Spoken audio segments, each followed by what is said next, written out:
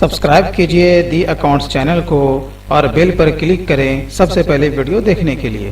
Hello everyone, मैं आपका दोस्त शफी अहमद और आप देख रहे हैं हमारा यूट्यूब चैनल दी अकाउंट्स। दोस्तों, जैसा कि आप जानते हैं कि आज का हमारा जो टॉपिक है वो क्रेडिट कार्ड के बारे में है। आज हम जानेंगे कि क्रेडिट क्या है, ये किस तरीके से लिया जा सकता है, और अगर कंपनी लेवल में किसी के पास अगर क्रेडिट कार्ड है तो हम इसकी अकाउंटेंसी विथ जीएसटी हम किस तरीके से कर सकते हैं, ये मैं पूरा कुछ आज आपको इस वीडियो में बताने वाला हूँ। इसलिए दोस्तों, पूरी जानकारी के लिए वीडियो को एंड तक आप ज़रूर देखते रहें।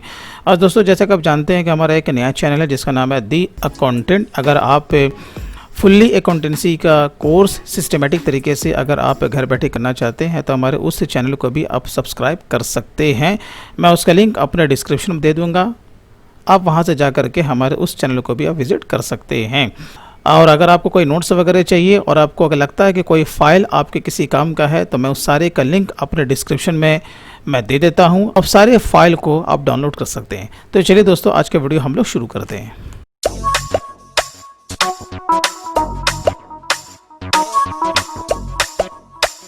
देखिए, सबसे पहले हम लोग बात करते हैं कि क्रेडिट कार्ड है क्या, ठीक है ना, ये कहाँ से लिया जा सकता है। जैसा कि आप सभी जानते हो कि ये काम जो होता है वो बैंक का होता है, यानी कि क्रेडिट कार्ड जो इशू करती है ना वो बैंक करती है, ठीक है। जिस तरीके से हम कोई अपना खाता खुलवाते हैं ना, या तो सेविंग हो या फिर आपका करंट हो, तो हम कहाँ खाता खुलवाते हैं भाई? बैंक में खाता खुलवाते हैं। तो इसके लिए हमें क्या करना होता है ना, खाता खुलवाने के लिए हमें बैंक में पैसा को डिपॉजिट करना होता है, ठीक है। वो हमारा ही पैसा है ना, यानी कि हम जब चाहें हम उस पैसे को निकाल सकते हैं या उस बैंक के थ्रू हम कहीं पर उसे यूज़ कर सकते हैं, लेकिन पैसा तो हमारा ही है ना। तो शर्त ये है कि चाहे चालू खाता हो चाहे बचत खाता हो, उसमें हमारा पैसा का होना शर्त है। यानी कि पहले हमें बैंक को पैसा डिपॉजिट करना होता है, जब पैसा जमा रहेगा तभी तो खर्च करेंगे ना, ठीक है। तो इसके लिए हमें कार्ड दिया जाता है बैंक से। उस कार्ड को क्या बोलते हैं हम लोग? Debit card. वो लगभग सारे लोगों के पास रहता है, लेकिन क्रेडिट कार्ड बहुत कम लोगों के पास रहता है। वो क्यों? क्योंकि क्रेडिट कार्ड जो है ना वो हर कोई को नहीं मिलता। अगर आप कहीं पर भी अगर आप जाओगे किसी भी बैंक के पास कि भैया हमें क्रेडिट कार्ड लेना है, ठीक है ना, तो वो आपके स्टेटस को देखेगी। कौन? बैंक। जिस बैंक के पास आप गए हो वो आपके स्टेटस को देखेगी, यानी आप कितना कमाते हो और कितना बचा लेते हो। मेरी बात को समझे ना। तो क्रेडिट कार्ड का मतलब क्या हुआ कि हमें अगर वो कार्ड मिल जाता है हमारे स्टेटस को देखते हुए, मेरी बात को समझे, तो पहले हम उस कार्ड के ज़रिए हम उसको यूज़ करते हैं। यानी कि हम उस कार्ड को यूज़ करने का मीन्स है कि हमने उसे शॉपिंग किया, उसे कोई सामान ख़रीदा, हमने किसी को भुगतान किया, है ना, पॉइंट ऑफ सेल के ज़रिए से। तो पहले हम लोग खर्चा करते हैं, हमारे बिहाफ में बैंक थर्ड पार्टी को पेमेंट करती है, फिर बाद में हम बैंक को पेमेंट करते हैं। मेरी बात को समझे ना। तो इस तरीके से क्या हो गया, जो क्रेडिट कार्ड का फंडा हुआ ना वो लायबिलिटी से जुड़ा हुआ है। यानी पहले आप बैंक से कर्जा लो, ठीक है, फिर आप उसको वापस करो। लेकिन डेबिट कार्ड में क्या होता है, मेरा खुद का पैसा बैंक में जमा होता है तभी हम यूज़ कर सकते हैं। लेकिन क्रेडिट कार्ड में हमें पहले से पैसा जमा करना ये ज़रूरी नहीं होता है, ठीक है। अभी मैं और भी आपको प्रैक्टिकल वे में मैं करके बताऊंगा, ठीक है ना। तो चलिए, ये इतना दूर तो हमें समझ में आ गया। मान के चलो कि आपके कंपनी के पास या आपके डायरेक्टर के पास किसी के भी नाम से भी कार्ड है तो कार्ड का जो होता है ना एक लिमिट होता है, ठीक है। यानी कि मैंने कहा ना, जैसे आपके कंपनी का स्टेटस होगा या जितना आप लिमिट आप रखना चाहते हो उसके हिसाब से कार्ड का लिमिट रखा जाता है। मिसाल के तौर पे मैंने यहाँ पर एक, आप देखो, मैंने बैंक का यहाँ पर मैंने एक क्रेडिट कार्ड का मैंने यहाँ पर स्टेटमेंट तैयार किया है। ये मान के चलो कि ये मंथली स्टेटमेंट है, बैंक कोई भी हो सकता है। यहाँ पर ये मेरा बैंक है, ठीक है, क्रेडिट कार्ड का स्टेटमेंट है। मैंने यहाँ पर कार्ड का जो लिमिट दिया है ना वो 60,000 रुपये का दिया हुआ है। इसका माने क्या हुआ कि जैसे कि मैंने कहा, कंपनी प्लस इंडिविजुअल के स्टेटस को देखते हुए क्रेडिट कार्ड के लिमिट को रखा जाता। मैंने मान लिया है कि ये हमारा ही कार्ड है और इस कार्ड का लिमिट कितना? 60,000। यानी हम एक महीने में हम 60,000 से ज़्यादा हम इस कार्ड के ज़रिए से किसी को भुगतान नहीं कर सकते। आप जानते हो कि कार्ड कहीं पर भी यूज़ किया जा सकता है और कार्ड ज़्यादातर ऑनलाइन पेमेंट में यूज़ किया जाता है, उसके साथ साथ पॉइंट ऑफ सेल में इसको यूज़ किया जाता है। क्लियर है? अच्छा, अब आप देखिए, सवाल ये उठता है कि कार्ड तो हमने ले लिया, अब न कहीं तो वो कार्ड का यूज़ तो होगा ना। तो देखिए, सवाल ये है, अगर हम किसी कंपनी में काम कर रहे हैं तो हमें पता कैसे चलेगा कि जो भी कार्ड होल्डर है हमारे कंपनी में कार्ड तो उसके पास है, अकाउंटेंट तो हम हैं, तो हमें ये मालूम होना चाहिए ना कब और कहाँ कैसे कार्ड यूज़ हो रहा है। तो इसका दो रास्ता है आपका पता होने का।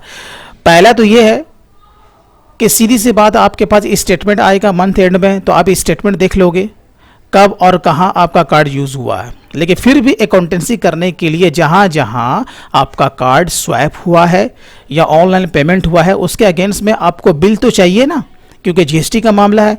कहीं पर आप जीएसटी का आईटीसी लोगे और कहीं कहीं पर नहीं भी लोगे। इसके साथ साथ आपको जीएसटी का भी जानकार होना बहुत ज़रूरी है। अच्छा, दूसरी बात ये, मान के चलो कि आप day to day routine work करते हो, कार्ड आपका कहीं न कहीं पर यूज़ तो हो गया, तो सीधी सी बात है जो भी कार्ड होल्डर रहेगा वो आपको अपडेट करेगा। अपडेट मीन्स वो आपको बताएगा ये कार्ड इस तारीख को यहाँ पर यूज़ हुआ है, ये रहा इसका बिल। मेरी बात को समझे ना। तो आप डे टू डे भी इसकी आप अकाउंटेंसी कर सकते हो। यानी दो तरीके से हो गई अकाउंटेंसी, एक तो डे टू डे जहाँ पर कार्ड आपका यूज़ हुआ उसके अगेंस्ट में जो भी बिल वगैरह है आप उसको देख के एंट्री कीजिए, या फिर मंथ एंड में। ठीक है। अच्छा, अब आप देखिए कार्ड के बारे में मैं कुछ और में चीज़ें मैं आपको बता दूं, आपकी जानकारी में इजाफा हो जाएगा। अब जैसे कि आप यहाँ इस स्टेटमेंट को देखोगे जो मैंने तैयार किया है, वो एक साथ को यहाँ पर कार्ड हमारा पहला यूज़ हुआ, यानी कि एक साथ से अब वो बिलिंग शुरू हो गया। ठीक है ना। कार्ड का ये एक ऐसा फंडा होता है, जिस तारीख को कार्ड पहले बार यूज़ होगा उसी तारीख से उसका बिलिंग शुरू हो जाता है। ठीक है ना। अब मान के चलो कि 31/7 तक तो इसका एक महीने का रह गया है, मंथली आपका बिल आएगा, यानी कि बोले तो स्टेटमेंट है ना, एक तरह का इनवॉइस ही है ये आप इसको ऐसा मानिए। तो क्या होता है ना, 31 तारीख को जैसे ही आपका ये फाइनल आएगा कि हाँ भैया आपका 44,303 बार महीने में कार्ड आपका स्वाइप हुआ है, कहाँ कहाँ हुआ है अभी मैं इसकी आपको अकाउंटेंसी भी करके दिखाऊंगा। तो ये 44,300 रुपया आपको बैंक को वापस करना पड़ेगा। कौन से बैंक को? तो मेरा बैंक को। ठीक है। यह आपको 10 दिन, कोई बैंक और कोई दिन 15 दिन का आपको डेट ऑफ ग्रेस भी देती है, यानी कि 40 दिन के अंदर आपको 44,300 रुपया मेरा बैंक को आपको वापस करना पड़ेगा। क्यों? क्योंकि आपने पहले तो पैसा जमा नहीं किया था ना। मेरी बात को समझे। इसलिए ये जो बैंक जो होता है ना, जिससे हम लोग क्रेडिट कार्ड लेते हैं, ये कंपनी को पर लायबिलिटी हो जाता है। क्लियर है यहाँ तक? चलिए अब हम लोग क्या करते हैं, इसकी हम लोग अकाउंटेंसी करते हैं। इतना बात तो आपको मोटा मोटा आई थिंक आपको समझ में आ गया होगा कि क्रेडिट कार्ड क्या है, हम लोग इसे कैसे रिसीव कर सकते हैं। अब फंडा ये कि भाई हमें इसकी अकाउंटेंसी कैसे करनी है ना। चलिए इसके लिए हम लोग आ जाते हैं टैली पे। देखिए टैली पे आने के बाद हम लोग सीधा चले जाएंगे अकाउंटिंग वाउचर में, है ना। अभी हमें क्या करना है, जीएसटी के साथ काम करना है। तो जीएसटी के साथ आपको काम करना है तो हमें जीएसटी के साथ इसकी अकाउंटेंसी करनी पड़ेगी। अब हम लोग आ जाते हैं कहाँ, परचेज़ में। ठीक है। अब देखिए परचेज़ में आने के बाद हम लोग कहाँ चले आएंगे, ये जो आप राइट साइड में आपको दिख रहा है ना अकाउंटिंग इनवॉइस, आपको इस पर क्लिक करना। ठीक है। क्योंकि हम लोग स्टॉक के साथ काम नहीं कर रहे हैं, हम लोग क्या कर रहे हैं, सर्विस बाय हम लोग कर रहे हैं, है ना। कौन सा वाला? अब आइए यहाँ पर देखिए, जैसे कि एक साथ को आप देखोगे एयर इंडिया का टिकट है जो कि 15,000 का पेमेंट है, बराबर है। जैसा कि आप जानते हो अकॉर्डिंग टू जीएसटी हम इसका आईटीसी क्लेम कर सकते हैं, तो हमें जीएसटी के साथ इसकी अकाउंटेंसी करनी पड़ेगी। क्लियर है कि नहीं? अच्छा, तो इसके लिए हमें क्या करना पड़ेगा, परचेज में आना पड़ेगा। ठीक है। बिल आपके सामने होना चाहिए। अब यहाँ पर देखिए मैंने इसका एक बिल का यहाँ पर मैंने निकाल के रखा है कि इस तरीके से बिल आपका आएगा, कितना बेसिक रहेगा और कितना SGST और CGST रहेगा, या फिर IGST भी हो सकता है ना। तो चलिए जैसे कि अब यहाँ पर हमें सप्लायर का यहाँ पर इनवॉइस नंबर डालना, मैं कुछ भी डाल देता हूँ। तारीख को यहाँ पर मैं वैसे ही छोड़ देता 2 अप्रैल, लेकिन हमें तारीख क्या लेना है जो आपका स्टेटमेंट में रहेगा या जिस तारीख को आपका बिल इशू हुआ है। ठीक है ना। तो चलिए अब यहाँ पार्टी का नाम है एयर इंडिया, तो यहाँ पर इसको बना लेते हैं एयर इंडिया करके। ठीक है। उसके बिल पर सब लिखा हुआ होगा, अब देख करके इसको आप बना लीजिए। सन्ड्री क्रेडिटर्स है। चलिए अब यहाँ पर उसका मैं GST नंबर कुछ भी डाल देता हूँ। ठीक है। अब यहाँ पर RC मारेंगे और यहाँ पर मैं एक लेजर बनाऊँगा क्लाइंट विजिट एक्सपेंसेस। ठीक है। अब ये क्या हो जाएगा हमारे लिए, इनडायरेक्ट एक्सपेंसेस हो जाएगा। वो इसलिए क्योंकि जब हम लोग ट्रैवल करते हैं कंपनी में तो बहुत सारे खर्चे होते हैं, जैसे कि आपका ट्रैवलिंग का खर्चा हो गया। अभी हम लोग देखिए यहाँ पर पॉइंट ऑफ सेल है ना एट कोहिनूर होटल, तो हम लोग क्लाइंट से मिलने के लिए वहाँ पर गए तो हमने 4,300 का वहाँ पर दबा के खाना खाया। तो मेरी बात को समझिए, इसके लिए आप अलग अलग भी लेजर बना सकते हो या एक लेजर क्लाइंट विजिट एक्सपेंसेस। ठीक है। तो चलिए अब यहाँ पर हमने जो बनाया इंटर मार के आइए, यहाँ पर आपका जीएसटी एप्लीकेबल होगा, ठीक है। सेट ऑल्टर जीएसटी डिटेल्स, आपको इसे यस करना है क्योंकि आपका जीएसटी का आईटीसी क्लेम करना है, ठीक है। अब यहाँ पर जो सर्विस अकाउंटिंग कोड आपको कैसे मालूम करना है, उसके बिल पे दिया हुआ होगा, क्योंकि जब उसने बिल आपको दिया है तो बिल पर भी वो छपा हुआ होगा, वो देख करके आपको यहाँ पर पुटअप कर देना, ठीक है। अब यहाँ पर देखिए आपको क्या करना, नेचर ऑफ ट्रांजैक्शन, आपको क्या करना, नेचर ऑफ ट्रांजैक्शन में यहाँ पर आपको नॉट एप्लीकेबल ही रखना है। वो इसके लिए कि अगर आप लोकल वाले बिल की एंट्री कर रहे हो तो भी ये पकड़ लेगा बाय डिफ़ॉल्ट, और अगर इंटर स्टेट वाले बिल का अगर आप एंट्री कर रहे हो तो भी ये बाय डिफ़ॉल्ट पकड़ लेगा, ठीक है। तो इसके लिए आपको यहाँ पर रखना नॉट एप्लीकेबल, यहाँ पर क्या लेना है, टैक्सेबल, ठीक है। इस दोनों को नो रखना है। अब सिंपल सी बात है, जितना परसेंटेज का आपका वो सर्विस है वो आपको लेना है, जैसे कि 18% मैं ले रहा हूँ, ठीक है। यहाँ पर सर्विस आपको लेना है, इसे आपको सेव कर लेना है, क्लियर है। अब देखिए यहाँ पर मैंने यहाँ बना के रखा है कि 12,712 रुपया, 12,712 रुपया है उसका बेसिक फिगर, ठीक है। अब यहाँ पर हम क्या लेंगे, SGST और CGST, हो गया ना। तो यहाँ पर आपका देखिए, यहाँ पर जब नीचे देखोगे आपका 16 पैसा यहाँ पर आपका ज़्यादा आ रहा है ना। तो यहाँ पर हम लोग क्या करेंगे, राउंड कर देंगे, क्लियर है, -16 पैसा, ठीक है। अब आपका ये हो गया ना एंट्री। चलिए ये तो हो गया, सिंपल सी बात है। अब सीधी सी बात है कि एक साथ को हमने इसका पेमेंट किया ना एयर इंडिया को, तो सीधी सी बात, अब इसको पेमेंट भी कर दो साथ साथ। अब हम क्या करेंगे, इसके लिए आएंगे अकाउंटिंग वाचर में अगेन, चले जाएंगे कहाँ, F7 जर्नल में। वो किस लिए, अभी मैं आपको दिखाता हूँ। एयर इंडिया को आप क्या कीजिए, डेबिट कीजिए, ठीक है। एयर इंडिया को डेबिट किया, कितना फिगर आपको दिख रहा है, 15,000 रुपये हमें लाइबिलिटी दिख रहा है। बिल टू बिल काम है तो चलिए यहाँ पर ले लेते हैं, अगेंस्ट बिल आपको दिख रहा है, ठीक है। अब यहाँ पर हम क्या करेंगे, मेरा बैंक क्रेडिट कार्ड का हमने ऑलरेडी लेजर बना रखा है। इसको देखिए हमने लेजर किस तरीके से बनाया, आपको टैप कर देना, संडे क्रिएटर के आपको ग्रुप में रखना। वो इसलिए आपको रखना है, आप चाहो तो आप इसका ग्रुप जो है, ये जो ग्रुप है ना, आप इसका करंट लायबिलिटी भी रख सकते थे, लेकिन यहाँ पर मैंने संडे क्रिएटर इसलिए मैंने रखा है क्योंकि क्या होता है ना कि मेरा बैंक जो क्रेडिट कार्ड है वो कभी कभी हमसे सर्विस चार्ज भी वो काटता है, ठीक है। जब वो काटेगा तो सीधी सी बात है वो भी तो जीएसटी चार्ज करेगा ना, तो हम भी उसका आईटीसी लेंगे कि नहीं। इसलिए आपको ग्रुप क्या रखना, संडे क्रेडिटर, ताकि अकाउंटेंसी करने में हमें दिक्कतें ना आए, ठीक है। कॉन्फ़िगर अभी से कर लीजिएगा, जीएसटी वगैरह जो भी इसका आप डाल दीजिएगा, ठीक है। चलिए एक काम तो हो गया, हमने इसका पेमेंट कर दिया। अगर बिल टू बिल है तो ठीक है, नहीं है तो ऑन अकाउंट करके आपको आगे निकल जाना। देखिए एक काम तो हो गया। अब दूसरा क्या है, अब देखिए पॉइंट ऑफ सेल है, कहाँ है भाई, एट कोहिनूर होटल। आपको मालूम होना चाहिए कि कोहिनूर होटल में 4300 का पेमेंट हुआ था, किसके अगेंस्ट में हुआ भाई, खाना पीना हम लोगों ने दबा के खाया, ठीक है। अब अकॉर्डिंग टू जीएसटी क्या होता है, फूड एंड बेवरेजेस का जो होता है, जो बिल जो होता है, उसका जो जीएसटी वाला बिल होगा, हम उसका जीएसटी का हम क्लेम नहीं कर सकते। वो किस में आता है, इन एलिजिबल आईटीसी में आता है, ठीक है। इसके लिए हमें ज़्यादा छेड़छाड़ करने की ज़रूरत नहीं है, क्योंकि ये जीएसटी वाला बिल तो होगा लेकिन हम इसका जीएसटी क्लेम नहीं करेंगे, ठीक है। इसके लिए हम लोग कहाँ आ जाते हैं, सीधा जर्नल में। जर्नल में आने के बाद वही क्लाइंट विजिट एक्सपेंसेस हम लोग यहाँ पर ले लेंगे, ठीक है। कितना भाई, वही 4,300 रुपया, मैं उसी हेड में इसको रख रहा हूँ, ठीक है। और टू यहाँ पर क्या करेंगे, जो मेरा बैंक क्रेडिट कार्ड है वो हम इसे ले गए, क्योंकि हम लोग इसका आईटीसी भी नहीं ले रहे हैं तो अलग से हमें ड्यू दिखाने की ज़रूरत नहीं है। सीधा हम लोग मेरा बैंक क्रेडिट कार्ड को हम लोग क्रेडिट करेंगे, यानी कि हमने इसे पेमेंट कर दिया। यहाँ पर आपको सीधा नरेशन यहाँ पे डाल देना है। चलिए ये भी हो गया। अब हम लोग और आगे चलते हैं। देखिए एक और बिल का यहाँ पर पेमेंट है, किसको भाई, मोबाइल जोन को है। अब हम लोग क्या कर रहे हैं, मोबाइल को हम लोगों ने परचेज़ किया, ठीक है। ये भी यहाँ पर देखिए इसका बिल यहाँ पर इसका दिया हुआ है कि कितना बेसिक अमाउंट है और प्लस कितना इसमें जीएसटी लगा है, ठीक है। अब हमें भी क्या करना पड़ेगा, इसे ड्यू दिखाना पड़ेगा। इसके लिए हम लोग अगेन आ जाते हैं कहाँ, परचेज़ में आ जाते हैं, F9 मारिए, परचेज़ में आइए, ठीक है ना। अब यहाँ बिल नंबर जो होगा वो डाल देना है, ठीक है। पार्टी का नाम आपका क्या है, मोबाइल जोन है, तो यहाँ पर एक तो बना लीजिए, ठीक है। ये हो गया। अब आपको यहाँ पर हम क्या बनाना है, मोबाइल सेट आपका फिक्स्ड एसेट्स हो जाएगा, और यहाँ पर हमको ले लेना है एप्लीकेबल, यहाँ पर जीएसटी में जाना है, ठीक है। और यहाँ पर आपको क्या करना है, नेचर ऑफ ट्रांजैक्शन में जैसे मैंने कहा नॉट एप्लीकेबल, यहाँ पर लेंगे टैक्सेबल, कितना परसेंट लगा, तो 12% लगा, ठीक है ना। यहाँ पे क्या लेंगे, गुड्स लेंगे, ठीक है। चलिए ये तो हमारा काम हो गया। अब देखिए यहाँ पर कितना अमाउंट है, जब आप बिल देखोगे यहाँ पर मिल जाएगा 22,321 है ना, 22,321 रुपया। अब यहाँ पर हमको क्या अप्लाई करना, लोकल बिल है, SGST और CGST, ठीक है ना। यहाँ पर उसको आप राउंड कर दो, जितने पैसे का यहाँ पर डिफरेंस आ रहा है 0.48 पैसा हो गया 25,000।